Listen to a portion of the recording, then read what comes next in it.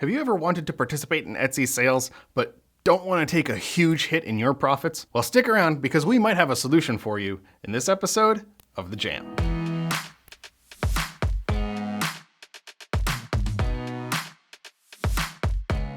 What is up? Welcome to The Jam. I'm Gordon from Marmalade. I'm Richie from Marmalade. And today we're going to be talking about running a promo in your shop. Now, hold on, you say. I thought you guys always tell us not to run sales in our shop and that it's better to, offer some kind of add-on instead of just decreasing the value of our products. You want to stick around because that's kind of not exactly what we're trying to tell you to do. We're not just telling you to drop your prices here. So we've got a little bit of a formula going on for you to try in your shops. It is no secret that running a promo can be a good way to draw new customers into your listings. Right. Sometimes you just have to play the game. As far as running a promo, what we're suggesting you do is raise prices and then put on sale. And the reason is because the Etsy game is if you want to show up as something that is for sale in the sales, you actually have to have something going on for sale. But we don't want, you've come up with these margins that are good for you and your business, and we don't want you to just go ahead and throw those out the window either.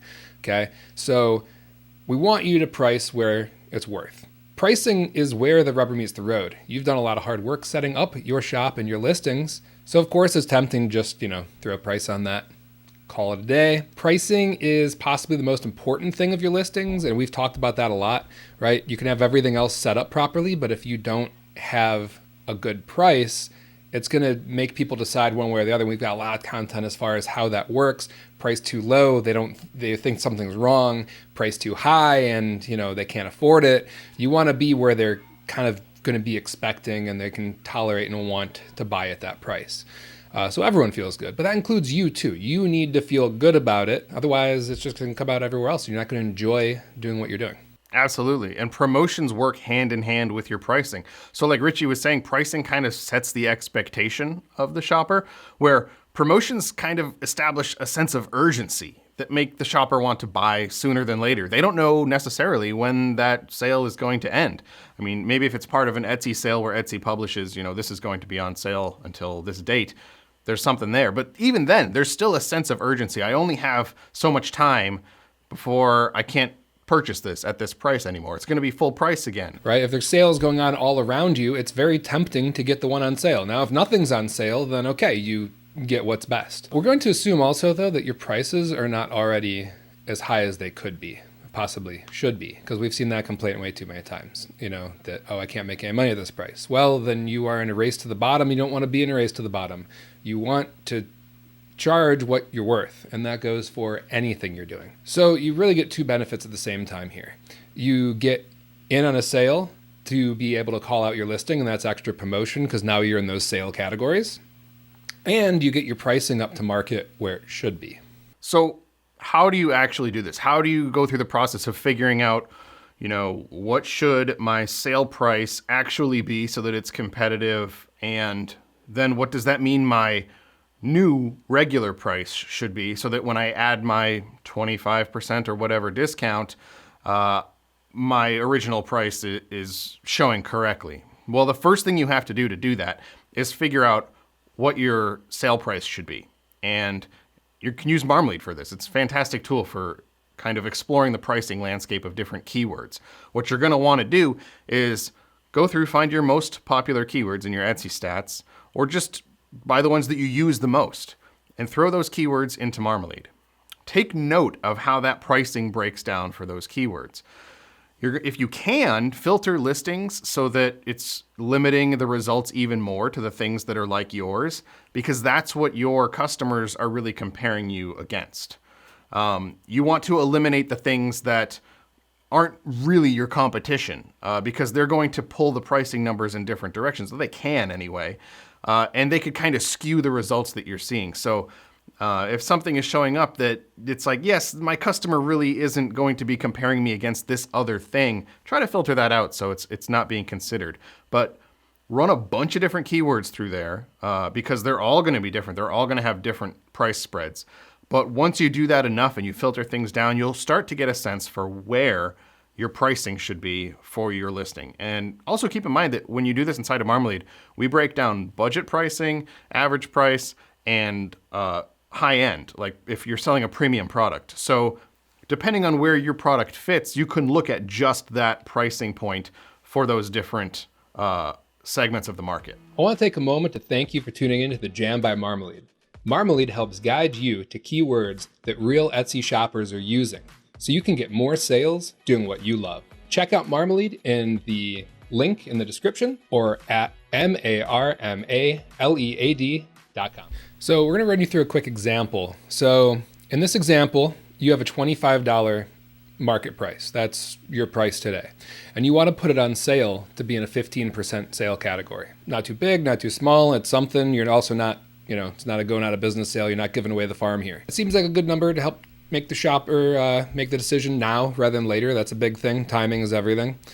So what you want to do is you want to take your $25 price and you want to divide it by 0.85, and which is your standard price minus 0.15. So whatever your sale is going to be, you want to do 1 minus that percentage in decimal form. Now you have your original price of $29.41. Original price meaning your new adjusted price prior to the sale. So when it's on sale, it's going to be $25, which is exactly where you started. Now it's going to be in line with the market, assuming this is what the market price is. And yours looks even better because it's on sale. Who doesn't love to pay $25 for something that used to be $30, right? It looks better than a $25 not on sale product. Just mentally, it helps. Yeah, and keep in mind, when you discover what that dollar amount is, like in this case, $29.41, you don't have to use that exact dollar amount. You could come up with a price that looks more pricey, right? You could do a flat $29. You could do $29.95, $29.99, whatever you want to land at there. And then you know that your sale price is going to be around $25, which might look more realistic to shoppers anyway, to see that the original price was $29.95 and not $29.41. Like Richie's saying too, when people are seeing this and they're comparing your listing against other ones, they might see other ones that are $25 not on sale versus your $25 one that is on sale where the original price is $30. Well, in their mind, would I rather buy for $25, would I rather get a $25 thing or a $30 thing? There's this sense of implied value a lot of times. When you see something that's more expensive, you just kind of think, oh, this is better. It's more expensive because it's a nicer product. And there have been studies that have been done on this with wines and things like that, and water, where people kind of correlate this higher pricing to more quality. So if you are, especially if you're in the premium end of the market for things, this could work very well for pulling people in to say, oh, look, I could spend this and get an even better product for roughly the same dollar amount as these other things in the market. And so you just kind of have to go with what works in the industry. That's why we've talked about discounting before and like the bonus type of things. That's our preference, but you have to go along with what works in the industry. And retail is big on sales. It's just a fact of the industry it's in. Kind of like people will say like, hey, I'll never pay sticker for a car, right? Or, oh, I never pay for this or that. One example I can think of is I've heard the hot tub industry. It's always on sale. Like, oh, this hot tub is normally $7,000, but we sell it to you for $4,000. No one is ever paying that MSRP of $7,000, ever. Everyone's always paying for it, but they feel great because they got this thing for like half off. So you just got to play the game. And if you didn't play that game and you're just like, hey, we're the hot tub shop that we're selling $4,000 MSRP hot tubs for $4,000 because we don't discount, because we don't do that. It's the no haggle price. People are going to be like, yeah, but I'm going to go get the $7,000 hot tub for the same price. And maybe I'll even haggle a little bit and they're going to give me an even better deal. And now I'm hot tub Chuck back here and it's freaking awesome. Stupid neighbor over here in his $4,000 hot tub. What a jump. What a jump. So it's all mental. Yeah. People feel great if they got a good deal on something, and people feel awful if they overpaid. Yep. And this is something you should test on your listings over time, right? So run this during a slow season on a handful of your listings. Now you're going to want to let it sit for a while. You probably don't just want to run this for a day or two and decide whether or not it's working. I'd say give it a good week or two before you make any decisions about whether or not this is helping, or maybe whether to adjust what your sale percentage is to try to help suck people in even more. It's also a really great tool when Etsy is running these much larger sales where they have a huge marketing initiative around this and they're really pushing products that are showing up on sale.